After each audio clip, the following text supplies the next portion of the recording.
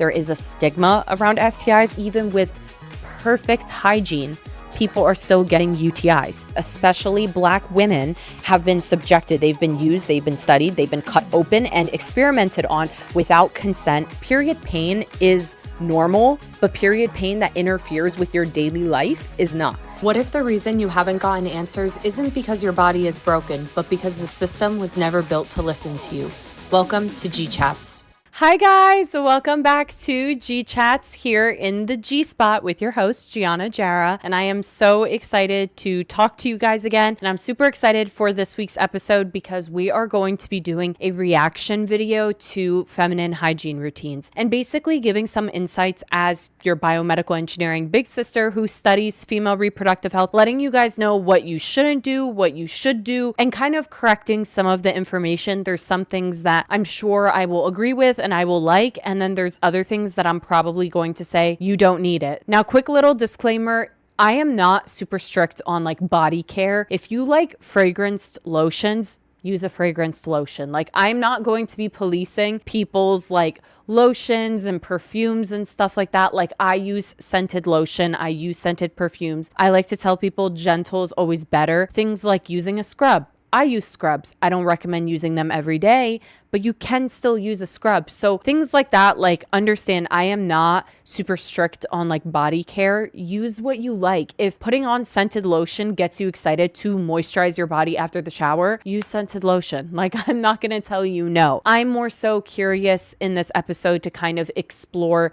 genital care, because when we talk about feminine hygiene, a lot of times we kind of get into the space of genital care and vaginal health routines and vulvar health routines, which is my area of expertise that I'm going to be kind of analyzing today. So I don't want to waste too much time, but I just wanted to give that quick little disclaimer. So without further ado, let's get right into the reactions. Hey girls, today I'm going to give you the rundown of my shower routine. We're going to get close, we're going to get personal. Everybody clean is different, but I'm going to enlighten you on my type of clean. I'm first going in without soap. I don't want to hear anything about you're not supposed to use this soap every day. I have never heard of anybody getting antibacterial resistance over using this soap every day. So if you're about to comment that, please don't. Okay, I know she says she don't want to hear nothing about not using antibacterial soap, but girl, I'm gonna have to say it. I have to say it. You should not be using antibacterial soap. This myth online that antibacterial soap does more than soap is just baffling. Soap alone is enough. Cleansers, you also don't even need soap. So, okay, I think people need to understand that you can have a cleanser. For example, the cleansers that you use on your face for skincare, a lot of those cleansers do not contain soap. So it is just a cleanser. It cleanses the skin. Soap is something that we usually recommend when you are in settings where you need a bit more aggressive cleansing. So hospital settings. And guess what? Not every single hospital uses antibacterial soap in the labs, in the surgical rooms. I mean, in the surgical rooms, yes, like they want to be extra careful. It's as harsh as you can get. But generally speaking, soap alone is enough to wash away bacteria. What I've seen in research is that using hand sanitizer, which is antibacterial, before eating versus washing your hands with just regular soap and washing your hands is more effective than you spraying rubbing alcohol or antibacterial sanitizer on your hands. The act and actual motion of washing and cleansing forms micelles from surfactants that allows these micelles to wrap around the bacteria, the debris, the oil, and actually go in, trap it, and then the water rinses it away. So the formation of micelles is very important, and there's many surfactants that aren't considered soap that can do this. Cleansers do this. Regular soap does this. Regular soap, however, is harsher surfactants than mild surfactant agents. So for example, I just launched Barrier Bar, which is our vulvar cleansing bar. It's technically not soap. It's a Syndet bar. So it's a synthetic detergent bar. So it has a cleansing system that is ultra mild, that is just as effective as soap without you getting the harshness of soap. And then you take it to another level with Dial, because not only do they use harsh surfactants, systems to give you that squeaky clean, tight feeling. They're also layering in benzalkonium chloride, which is an antibacterial agent that your body doesn't need. It just doesn't need. And I'm willing to bet, because I've never watched this video, I'm willing to bet that this person goes in with body wash after antibacterial soap. And there is this narrative that you need to use antibacterial soap first, then body wash. You don't. You are basically doing the same thing twice and overdoing it to your skin and to your body. There's no need, unless you have a specific skin condition, because I know a lot of people say, I have this condition, I have that condition, my dermatologist says I can use it. If you have a specific condition where you had an expert, a physician of yours, specialist tell you like, yeah, use antibacterial soap like once or twice a week. If you have a specific condition, I'm not going to discredit the physician or fight against that. I understand. But what I am saying is this narrative and these hygiene Olympics that happen online where it's, oh, you need to double cleanse, you need to wash with antibacterial soap, and then you need to go in with a body wash, when body washes are cleansers. Believe it or not, a body wash is enough to get you clean. If you feel like you need targeted washes for specific areas. So I always tell people your groin area, your armpit, those are areas where the skin is very similar, even your feet, there's sweat glands and things like that. Those areas can trap a lot of heat, a lot of moisture, and a lot of odor. So if you want a targeted wash for your armpits, your groin, and your feet so that you can remove odor, remove excess sweat or whatever. So you want something very specific like a mandelic acid wash or cleanser, do it. I wish people are like, I use antibacterial soap on my armpits, groin, and feet, which even then you don't need antibacterial soap. But if somebody did do something more targeted on those areas, because those are the problem areas, that would make more sense. But this of using antibacterial soap across your whole body, and then we'll see if they go in with body wash, but I believe that she will, because this is kind of similar things that I see all the time on the internet. I not only use this on my body, but I do use it on my face too. This has really helped me get rid of and maintain my skin when it comes to my body acne, my face acne. I absolutely love this soap and it keeps me clean. I want to add the reason. So she had said she uses it not just on her body, but on her face. Something that I think a lot of people don't realize is you end up becoming dependent on products like Dial antibacterial soap. I have not met someone who uses antibacterial soap like Dial and then they say, oh, the minute I stop using it, my skin is fine. No, they actually say, I have to use it every day because if I don't, I break out. It's the only thing that saves my skin. You are literally training your skin's microbiome to be dependent on antibacterial soap. The reason why you break out every time you stop it is because your microbiome, your skin microbiome has become weakened. Your skin microbiome does not know how to be resilient and fight against everyday bacteria. Your skin should not break out the second that you stop using antibacterial soap. If it does, that is a red flag. That is actually a sign that you've disrupted your skin microbiome. And that's a common sentiment that I see where people are like, I've been using it for years. It's the only thing that works for me. Babe, I'm gonna hold your hand when I say this, but it's only working for you because you've trained your skin to be used to it. You've trained your skin microbiome to literally be weak and to only rely on antibacterial soap. Your skin microbiome, the goal for your whole body and your face is to make sure that your skin is resilient. You do not want your skin to collapse at every touch of the face, right? You don't want your skin if, oh my God, I touch food and I accidentally touch my face. Sure, that can break you out, obviously, but like you don't want your skin to react like that. You don't want your skin where you stop using a product for a day and then you just cannot last any longer than 24 hours because now you have breakouts everywhere and you're breaking out pus-filled acne and things like that. That's a red flag. Like you should be able to go a week, a month without antibacterial soap. And this is coming from someone who also believed at one point that antibacterial soap was the solution. I also used to shower with antibacterial soap before I became a BME, before I did any of my research and stuff like that. I used to think like, oh yeah, that's how I'm going to be the most clean. I used it on my skin when I was suffering with acne. And I will insert pictures into this podcast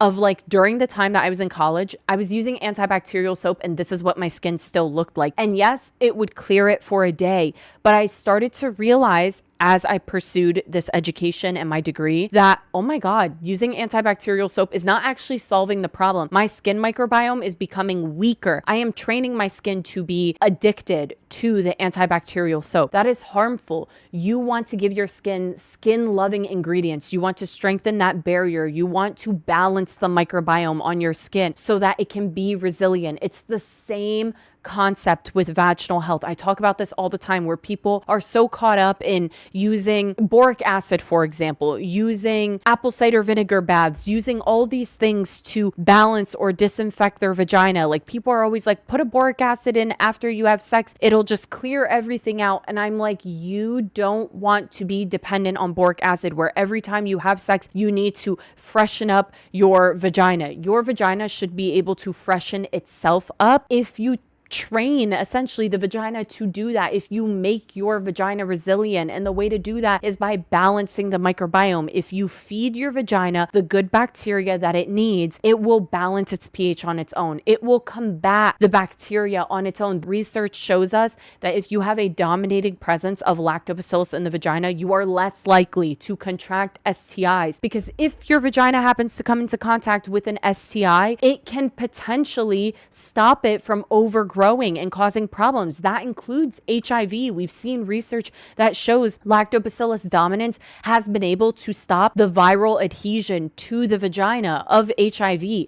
There's a reason that exists. You've trained your vagina to be resilient and strong and be a good defense system. If your vagina collapses every time that you're having sex, if your skin collapses every single time that you don't use antibacterial soap, that's a red flag. Like the reason that exists is because you've weakened the skin microbiome. It's not necessary on your skin, like your body or your face. On those super hot days, I'm using Irish Spring soap. This is a deodorizing soap. It is if you're spending some time outside and you need extra longevity when it comes to freshness, use you some Irish Spring. You're gonna stay fresh. You can use Irish Spring on targeted areas. Again, the groin, feet, underarms, if you feel like you need it. But I mean, I don't think that it does anything like magical. It is a deodorizing bar, but a lot of these companies, when they say deodorizing, again, they're talking disinfecting bacteria, or they're heavily fragranced in order to cover up or mask any scent. So I wouldn't exactly reach for this because it does the job during hot days better than an unscented Dove bar. Like, I don't think that Irish Springs does more. I do believe in treating the skin while you are in the shower. If you struggle with hyperpigmentation, body acne, texture on the skin, ingrown hairs, then these are for you. This is Naturium's glycolic acid body wash. This one is going to gently exfoliate the skin. Okay, so she shows Naturium's body washes. I think she's going to show the salicylic acid one, and then, or this is the glycolic acid and then the mandelic acid wash. I love Naturium's body washes, but these body washes are literally cleansers. So there's no need to go in with a bar cleanser first and then go in with body wash. Body wash is a cleanser. You don't need the double whammy. So this whole thing is her showing what body washes she loves. This narrative that you need to go in with a bar soap first to get you real clean and then you go in with body wash is just false. It's not scientifically accurate whatsoever. You don't need to double cleanse. Again, you can target areas. So like the mandelic acid one, you can go into problem areas for body odor, like your armpits, your groin, your feet. And if you want to use it for your whole body, you can. I'm currently using that one right now. I switch between the salicylic acid one and the mandelic acid one. Both great body washes. I love them both. You can literally flip-flop between the both of them. They're both great, but there's no reason why you need to cleanse your whole body with Dial and then go in with body wash. Like the mandelic acid in the wash gently exfoliates, helps with balancing the skin's pH to help with odor. So there would just be no reason for the double cleanse. I know what y'all are going to ask. What am I using to exfoliate? I keep it really simple, and honestly, about every 2 to 3 days, I'm using one of these. Okay, so then she says, what am I doing to exfoliate? Now, I will say, she showed 2 body washes, mandelic acid and glycolic acid body washes from Naturium that are chemical exfoliants. She's saying she chemically exfoliates with those body washes and then also talks about using physical exfoliants, body scrubs. Now, Combine that with antibacterial soap, the routine is just, in my opinion, way too harsh. Understand our skin on our body is much more resilient than the skin on our face. Like, it's thicker and it can tolerate a lot more than the skin on our face can. But that doesn't mean that like we need such harsh cleansing for the body. Like we don't. I will say that I just do think that this is a bit much, using like chemical exfoliants, using physical exfoliants, using antibacterial soap. I just think that if you're doing all this and you're noticing that there is even a potential that on hotter days there's an odor problem, I think it's because your skin is weak. Like, the skin barrier is weak. There's a reason why odor is happening. Your skin's overproducing this type of sweat and overproducing this condition to allow it to thrive, because you've kind of trained your skin to be wrecked. So like, we should be worried about teaching our skin to fight for itself and giving it skin loving ingredients rather than like overdoing it. So I will say, like, the idea of physical exfoliants after already doing like a double cleanse and then going in, I don't know, let's see if she says like how many times a week, but I just think that this is a bit much. These are my bathing tools. A washcloth is my go-to. Every time I step in the shower, I'm using a new fresh one. This right here is my dry brush. I like to use this once a week when I am exfoliating my skin. A lot of the times I just scoop my exfoliator, slap it right on, then I get to scrubbing. This one right here is from Eco Tools. You can get it right at Walmart or Target. Okay, so then we have exfoliating tools. So guys, at this point, if I understand this correctly, she exfoliates with a scrub and puts the scrub on the exfoliating dry brush and then exfoliates. That is so harsh for the skin. Again, I know the body tolerates it. I know she's saying she does it once a week. I just feel like this is a lot. This is a lot. And there's a net that she's using, which I use a net mainly on my underarms because I want to get rid of the deodorant throughout the day, and my feet. Like I always use like something like thick to scrub my feet and my underarms. On the rest of my body, I use like a little silicone scrubber, which really isn't even a scrubber.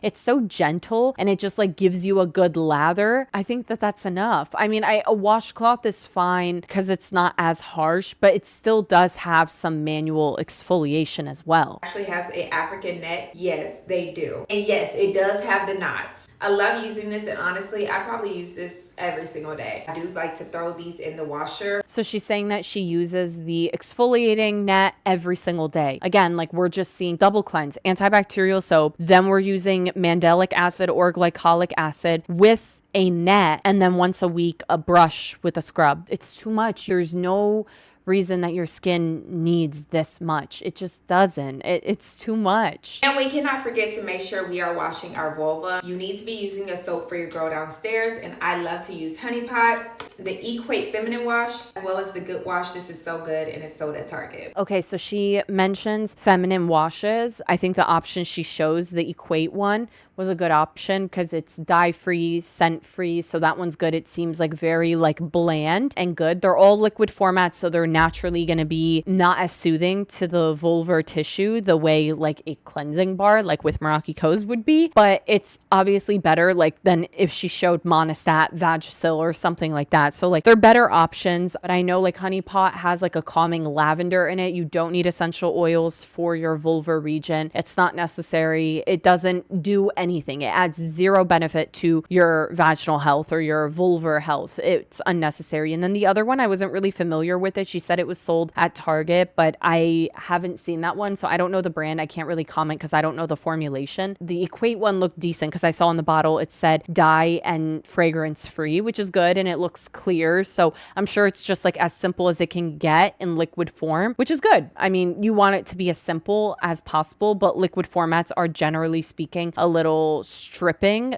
to the tissue than a cleansing bar. So last step in my routine, I am always using an oil. And then she honestly just finishes off with Palmer's oil on her skin, which I use this on my skin after the shower, especially when the skin is damp. So I love that. I think that that's like a good oil product to use, and then follow up with some lotion or moisturizer, or reverse it, use something to hydrate the skin and then layer on oil to be like an occlusive. But also, if your skin is damp and then you put oil on your skin, it does hold that hydration and holds the water, so it reduces transepidermal water loss. If you let your skin dry and then you put oil on your skin, it can dry out your skin. So if it's possible, get out the shower and have your skin be damp so that there's still water on the skin. And that's when you're going to want to follow up with the oil so you can essentially trap that water into the skin and reduce transepidermal water loss. I think the ending was good. I just think a lot of the products in here are unnecessary or just overdoing it.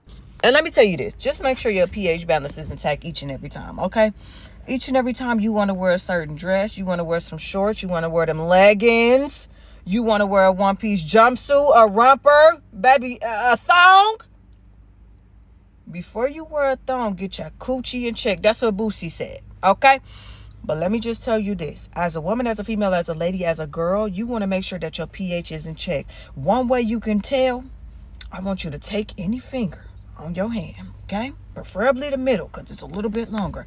I want you to take it and I want you to insert it in there. You can do this while you're in the shower, okay? Because you're already cleaning said body, hands already clean. Put the finger in there. You can even do the pointer. Put it in there, take it out, and do the smell test. As a woman, you need to be doing a smell test. And even if you don't want to put the finger inside, cool. Take your hand, your flat hand. You put it up by that cooch and you wipe. And then I want you to sniff.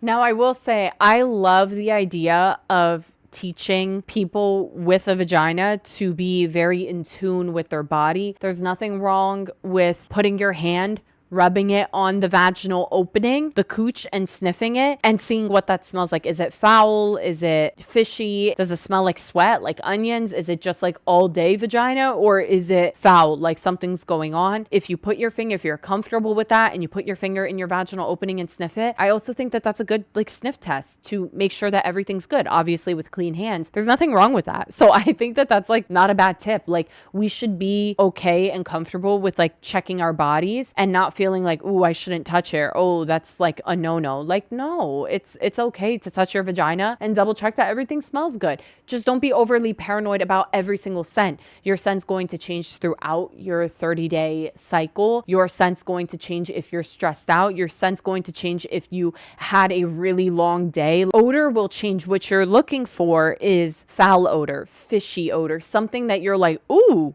I never smelled that. Like that smells bad. Like if you smell onion, like you shouldn't be like, oh my God, it's rancid. It just smells like underarms. And that's if you touch the outside, that's your vulva. The skin on the outside is different than the inside, the vaginal canal. So like, that's why I think like if you're trying to test the vaginal canal, putting a finger in, taking the finger out and giving it a sniff, that's going to be the best way to see like is something going on inside, because on the outside it can smell like all day vagina, it can smell like sweat, it can smell like a little bit of onion, stress sweat. Like all of that is normal. It's not something that you need to panic about or get antibiotics over. But the inside, that's what we're looking for. We want to see is something going on the inside. What's happening? Is there an off smell? That's what you want to do. That's why like the finger test is smart, because you're checking the inside. Putting your vagina, like your vagina on your palm and sniffing your palm might give you that outside smell. And even then it shouldn't be foul. But if a little bit of discharge gets on your hand, or even honestly, if you're having discharge, wipe the discharge on a toilet paper and sniff it. Sniff it. That's coming from the inside. That's going to kind of gauge what's going on inside of your body. And if it is, baby, this is a judgment-free zone. I want you to get up in the tub with a little splash of apple cider vinegar with the mothers. And I want you to sit and let that body soak. No, if something's going on, I want you to get antibiotics. If you put your finger in your vagina and you pull it out and it smells crazy, you're not about to go run a bath with apple cider vinegar. That is not going to do anything. We just talked about that in the beginning of this video. That's not going to solve your problem. That is not going to make your vagina rebalance. That is not going to kill the bacteria. It's not going to do anything. It is a myth. Your vagina is not acidic because of apple cider vinegar. Apple cider vinegar is acidic because of acetic acid. Your vagina does not want acetic acid. That's too harsh. If anything, that can exacerbate the problem, because acetic acid can damage the tissue because it's too strong. Even I understand people are like, well, we're diluting it in a bath. It's not going to fix what's going on inside. It's not going to. It's just not necessary. It's not going to do anything. What I want you to do is go get a swab done at your gynecologist's office, and I want you to get the appropriate antibiotics or antifungal, whatever's going on. I want you to get the right prescription. I want you to take your prescription, and I want you to follow up that prescription with probiotics, because probiotics is what's going to balance your vaginal microbiome. It's not going to be acetic acid. It's not going to be boric acid. It is lactic acid that comes from good bacteria. That is what balances your vaginal pH. This myth that apple cider vinegar or boric acid is going to balance the vaginal pH is untrue. It does not balance your vaginal pH. Only good bacteria, lactobacillus, that produces lactic acid and hydrogen peroxide and other antimicrobial compounds, is what's going to keep the environment balanced and keep bad odor away. It's not going to be an apple cider vinegar bath. That might help temporarily, but it's not going inside the vaginal canal and doing anything to the bacteria and rebalancing things. No. So I don't agree. No, you don't want to run a bath with apple cider vinegar. I want you to get antibiotics. If it's smelling foul, if it's smelling off, you need to get tested and confirm what's going on in there. Is it a fungal infection? Is it a bacterial infection? What kind of bacteria? Is it aerobic vaginitis? Is it anaerobic vaginitis? BV? Is it trick?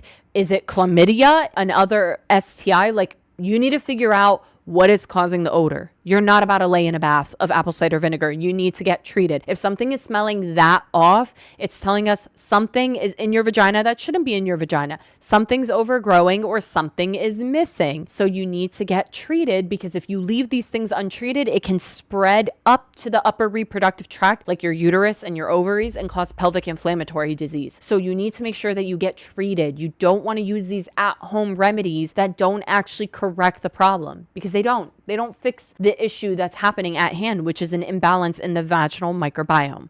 Okay? If you don't want it to go that long, start drinking you some apple cider vinegar every day with the mothers. Okay? It has to be with the mothers. Okay? Drinking apple cider vinegar can be helpful for your gut, and your gut plays a role with your vaginal microbiome. So that's not terrible advice. Kind of works indirectly. It's not like an immediate solution. So it's something you could do for general health and wellness, but it's not something that's going to fix a foul odor. Antibiotics are the thing that will fix the issue. And if you want a faster result, I want you to go ahead and get you some boric acids. Now, this is something that you're going to insert vaginally, okay? You're going to put it up there. You can either get the suppositories that can literally push it up there for you, or you can use the damn finger, okay? It's yours.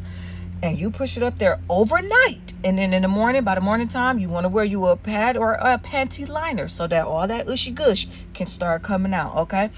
But as a woman, you want that pH to be right. And sometimes it be the men. Sometimes it could be anything. No. You don't want boric acid. You don't. Boric acid is just a Band-Aid on the wound. It is just a temporary solution. Boric acid is not rebalancing your vaginal pH. The reason your vaginal pH is imbalanced is because you don't have good bacteria in it. It is an ecosystem. You lost your good guys. Boric acid, it may temporarily reduce the bad guys, but it doesn't get rid of them fully. It doesn't put your pH into the right range, because what puts your pH in the right range is lactic acid from lactobacillus. So you are truly just going to be putting a temporary solution in place, and you're going to be dependent on boric acid. Similarly to antibacterial soap and having to use that all the time, your vagina is going to rely on boric acid. You're going to feel like every time I have sex or before sex, I need to use boric acid to freshen up. Every time I finish my period, I need to use boric acid to freshen up. And the reason why you feel like you keep having to reach for boric acid because odor comes back during these times is because your vagina is not resilient. Your vagina does not have its good guys. It doesn't know what it's like to have its good guys, so it's dependent on something like boric acid. That's what you don't want. You don't want to train your vagina to have to rely on boric acid and rely on apple cider vinegar baths after your period. If that's the case, that's a red flag. Your vagina should be able to rebalance and not have any odor on its own because it has enough good bacteria inside of it. So when we talk about self-cleaning, we are talking about the vagina being resilient from good bacteria. What makes the vagina self-cleaning is good bacteria. So you shouldn't need supportive agents. So you shouldn't need supportive ingredients and products outside of probiotics, because the good bacteria should adhere to the vagina and be the solution. The good bacteria is what regulates everything, balances everything. You do not need additional products. Anything that throws it off. So I'm not just going to blame it on no man. But baby, if that man is coming in you and you notice that it's thrown off, So the rest of the video is just mentioning how there's many different things that can imbalance a vaginal ecosystem. And that's true. Sexual fluids, seminal fluid, a man's penis, many, many, many, many, many things. Stress, there's so many different things. So I agree with that. Don't use boric acid or apple cider vinegar if you do the sniff test and something's off. Go get tested, confirm what infection you're having or what the issue is, get the appropriate medication, and follow up with probiotics after you take that medication. I'm only mildly embarrassed. I used to think I knew what clean was. Body care things that I genuinely think are worth your money. Can I hear it for simply Neosporin? I haven't seen this stuff since I was 8. My best friend recommended this to me. This is what you're gonna use after you shave. No. Or your underarms. No. Nothing. It's an antibiotic ointment, so it's super soothing. Exactly. Zinc. Oh gosh, no. Antibiotic ointment every single time you shave down there? No. This is a dermatologist's worst nightmare. I know if you're a dermatologist watching this, I know you just screamed hearing that. No, absolutely not. You don't need an antibiotic ointment after you shave or under your arms. Antibiotic resistance. We need to teach the skin to be resilient. No, you don't need this ointment. That is crazy work. Absolutely not. I can tell from the video that I see Tower 28, I just already know that this is going to be all about disinfecting. We're afraid of bacteria in today's world. We really need to stop. This is not safe. You don't need Neosporin after you shave at all. I promise. Polymyxin, B-sulfate, first aid antibiotic ointment, incredibly soothing. Ingrown hairs gone. Any bumps like bacterial crap gone. Hypochlorous acid spray. I actually use a different hypochlorous acid spray. I use the Love Wellness one. Down there, let it dry, and then this. Bikini area, perfect. Same thing, hypochlorous acid spray, and then use Neosporin. It is this logic of kill, kill, kill, disinfect, disinfect, disinfect. You don't need both. You can use hypochlorous acid spray on the pelvic region after you shave, and that's kind of it, just for gentle skin cleaning. That's fine. Post-shave routine, having hypochlorous acid spray, keep it away from the vaginal opening. It's not going to prevent a UTI. I've seen that. I've seen the Love Wellness one. It doesn't prevent UTIs. I think that that's an insane product to promote. Like, oh, after you're done having sex, like use that. It's good for gentle cleansing, but it's not something that's gonna like reduce the amount of UTIs you have. She's saying bacterial crap, bikini area, perfect. This is just setting the skin up to not be resilient. Again, you just don't need the Neosporin, please. Like, it's meant to heal minor cuts and wounds. That doesn't include like post-shaving. You don't need that. Hypochlorous acid spray is okay just after you shave to cleanse the skin, but that's about it. Perfect. Razor bones. And I don't have enough good things. Boric acid suppositories. Do not eat them. Do not eat them. These are for my girls only. Okay. Use one of these the day after your period. No. My gynecologist actually recommended this to me. Resets your pH. It's very, very helpful at resetting the pH. No, boric acid does not reset your pH. Oh my God, this myth. I need this myth to go away. Boric acid doesn't reset your pH. Your vaginal pH is between a 3.8 to a 4.5. Boric acid's pH is over a 5. So boric acid does not reset your vaginal pH. Boric acid is not the right acid for your vagina. Lactic acid is the right acid. But lactic acid that comes from good bacteria. You can give your vagina lactic acid gels, because I do know that feminine hygiene companies do sell, there's some of them that do sell lactic acid gels. And I'm more approving of those after your period or after sex if you wanted to freshen up, which I think that rhetoric is awful. But if you do feel like you need some support, a lactic acid gel, it's better than boric acid and apple cider vinegar, but you can give your vagina all of the lactic acid in the whole world. But if you're not giving it the good bacteria, the lactic acid gel means nothing. It's useless, because all you're going to feel is that your vagina needs to be dependent on bringing it into the right pH, but you want your vagina to be self-cleaning. You want your vagina to be able to care for itself and clean itself out on its own with good bacteria. Boric acid is a no-no. It does not balance your vaginal pH. It's also insane to say that you need to use it after your period to freshen up. No, you don't. You don't need anything to freshen up after your period. If you're feeling that way, you need probiotic support. It's because your vaginal ecosystem is imbalanced, and boric acid is not going to solve that. Resetting the pH and flora of your urinary tract, especially if you're prone to urinary tract issues. If you just want to keep everything like fresh because you're bleeding for like 7 days. and there's a lot going on.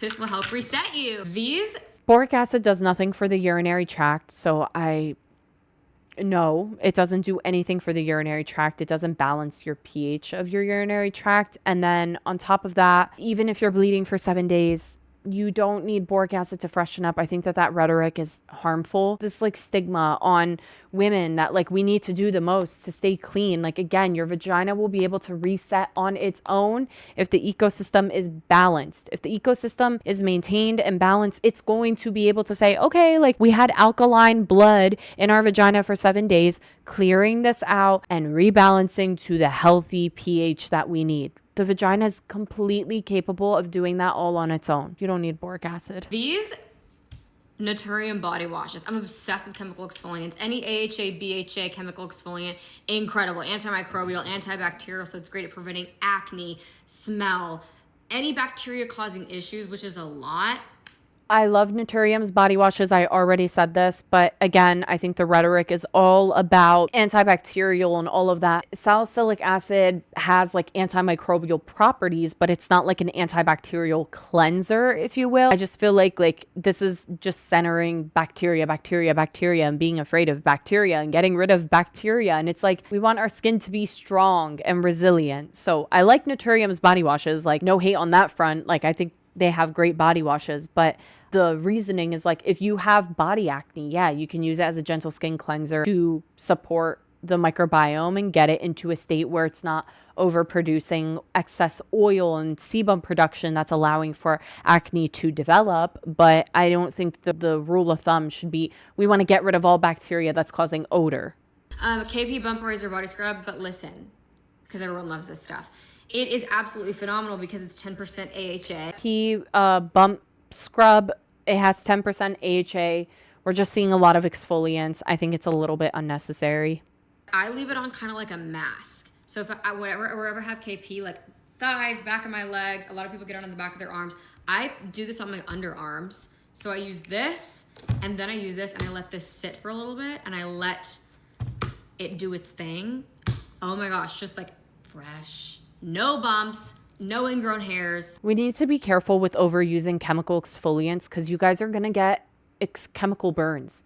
You guys are literally, I've seen people using the Saltaire like deodorant stuff for whatever, the underarm things. Like you guys are going to give yourselves chemical burns. Literally do not need to be using so many chemical exfoliants, physical exfoliants, antibacterial ingredients. Like we are wrecking our skin. Oh my Lord. This is a lot. Like letting it say, if you have KP, it's great. Use it on the areas that you have KP. I feel like it's all about balance, right? If you need a KP scrub, then maybe use a more gentle body wash so that you're not overdoing it. Overdoing it's not going to help your KP. I think it's all about balance. At this stage, we're using salicylic body washes, then we're using 10% AHA scrubs, and then we're combining the two and letting it sit under the arms for no bumps, no ingrown hairs. Just think it's excessive. Plus, we're using afterwards Neosporin on the underarms. Like, that's a lot. It's not necessary. Then I get out of the shower and I spray more hypochlorous acid on my underarms. Oh my God.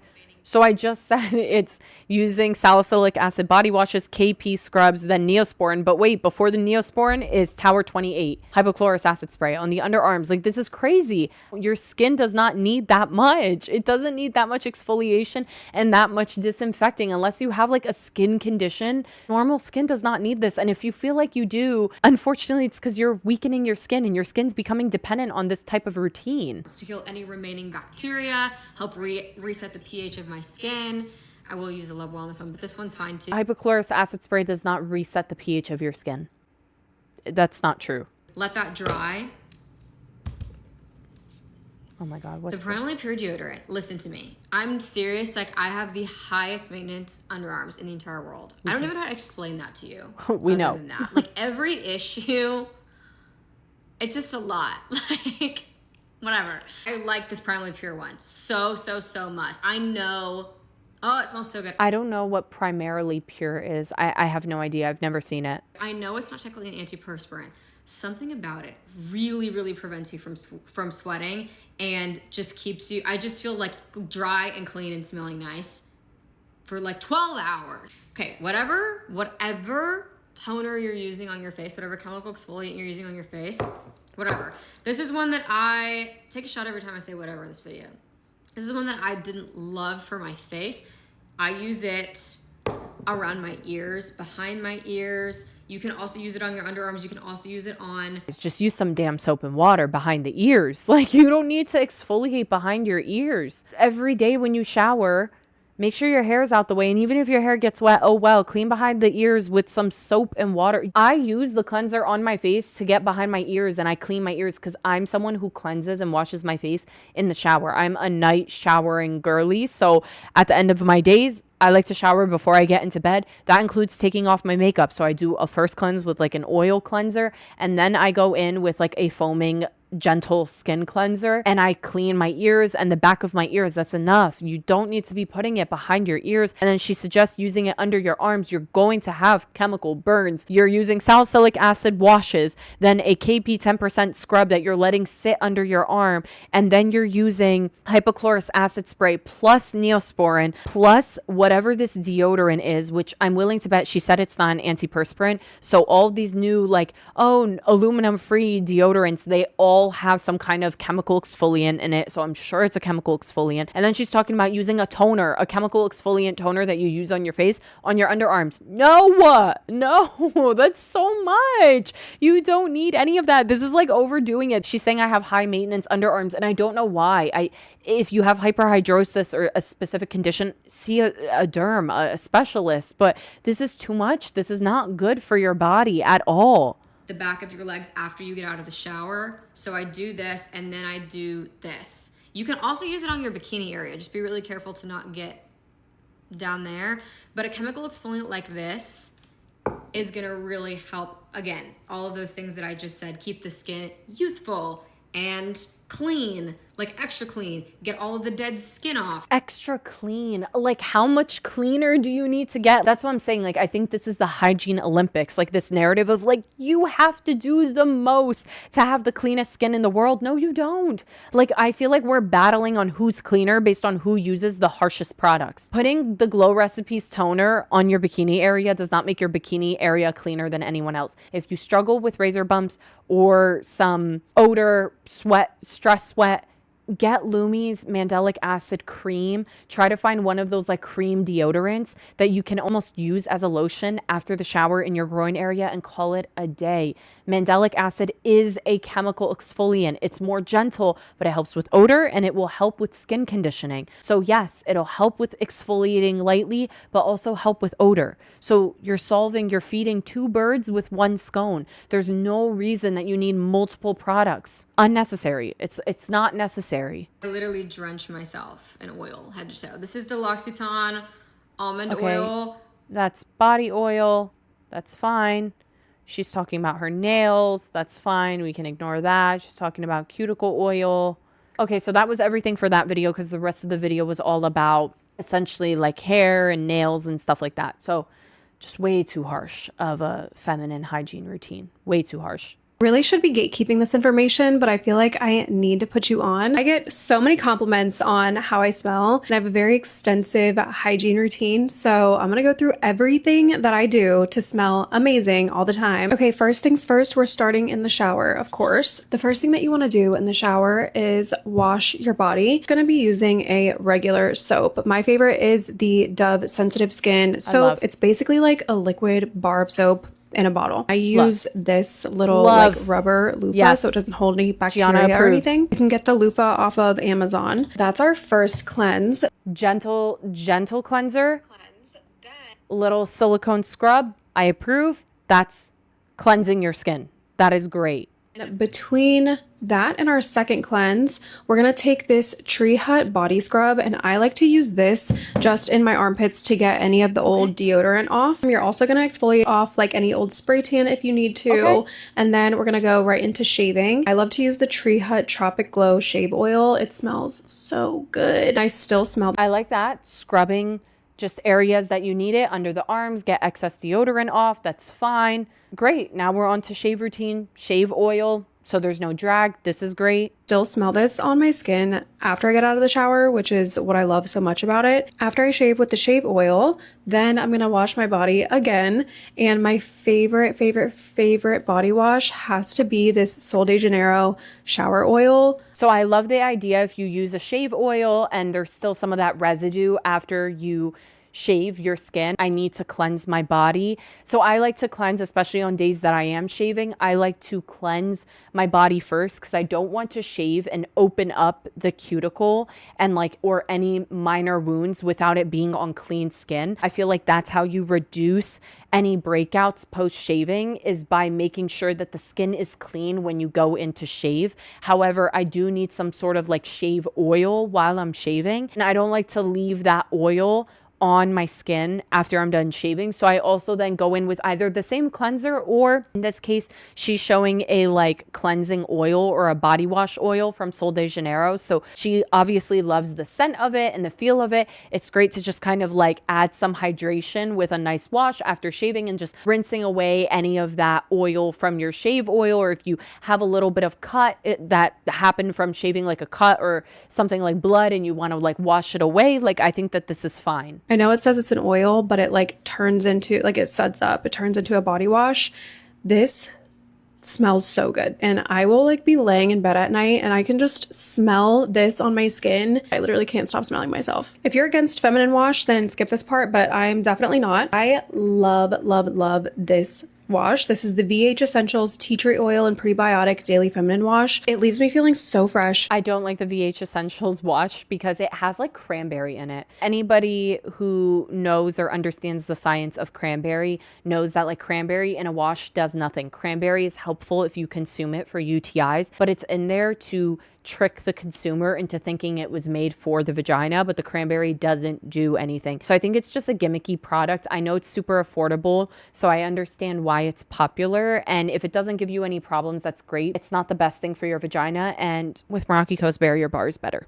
Just saying. I'm not the biggest fan of this wash, but to be honest, I'm not a fan of any vaginal washes that do, or vulvar washes that do exist, because I think they all suck, which is why I made my own. But yeah, this one's very gimmicky. A lot of people have asked me about it, the tea tree oil in it, all of that. It's just not necessary whatsoever. So clean, never irritated me, and it's $7 on Amazon. So run and get this if you don't have it. Going hand in hand with the feminine wash, you should also be taking care of your body from the inside when it comes to that. So I highly recommend taking a pre and probiotic. I take this every single day. This is called With Clarity by With Meraki Co. I also get this on Amazon. Oh my God! You just take 2 little capsules. It has the cranberry, the prebiotics, the probiotics, everything that you need to be super fresh down there. Well, now I know why my team put this on the list. Oh my goodness. Well, yes, you should be taking a probiotic, and she's taking With Meraki Co's probiotic. Oh my God. I love that. I'm so happy to see that. That's amazing. And yes, we're on Amazon. So no notes. She said the probiotics, the prebiotics, the cranberry. She showed With Clarity, but you can also buy With Harmony on Amazon. But yeah, With Clarity is amazing. I take my own products, so no notes there. I'm so glad that she's a customer. Oh my God. Somehow, some way, I need to reach out to her and ask her if I can send her barrier bar. Let's replace VH Essentials and let's get barrier bar into her hands, because that's going to improve the routine. Okay, let's get into the post-shower routine. You're obviously going to dry off your body and everything, and then we're going to grab our lotion. Love all of the Sol de Janeiro lotions. Lotion's great. Moisturize after the shower. Love that. Let's move on to deodorant. And if you are a spray tan girly, then you need to listen up. I know it's so hard to find a deodorant that keeps that spray tan smell from coming through, but I think I found it. Favorite deodorant that keeps me smelling good all day long, literally all day long, is the Secret Clinical Notes of Clean Lavender deodorant. Now, this is not a clean deodorant. This is not aluminum free. So if you have to have a clean deodorant, I completely understand. This one is the one to get. This is the Native. Both deodorants are fine. Whether it's the Secret or the Native, both of them are fine. I do recommend aluminum in your deodorant though. I know that a lot of people are going to be like, what? Why? Aluminum is safe. I think the emergence of aluminum free is because people fear-mongered that aluminum causes breast cancer and stuff like that. Aluminum is safe. If you sweat and you have odor, use aluminum. It's fine. Then she just has some body sprays and some perfumes. So I have no notes on perfumes and body sprays. Just use what you like, what your skin tolerates, and it doesn't matter. That, my friends, is the video. That's the reaction video. This video is getting so long, I could react to a million more. I'm sure there's so many, but those videos were pretty extensive and long, and I don't want this video to be extremely long. So that's kind of my reaction. And if you want to see more of these, make sure that you let me know. If you guys love this video, thumbs it up so that I know. Please, please, please, if you are seeing this, please leave a review on Spotify and on Apple Podcasts, wherever you're watching this, and let us know how much you love this episode, because it really does help us, and how much you love this podcast. But yeah, if there's any other things you want to see from me, let me know, because I love hearing what episodes you guys want, and then making the content for you guys, because you guys are what matter to me. I love you guys so much, and I will see you in the next one. Bye, guys.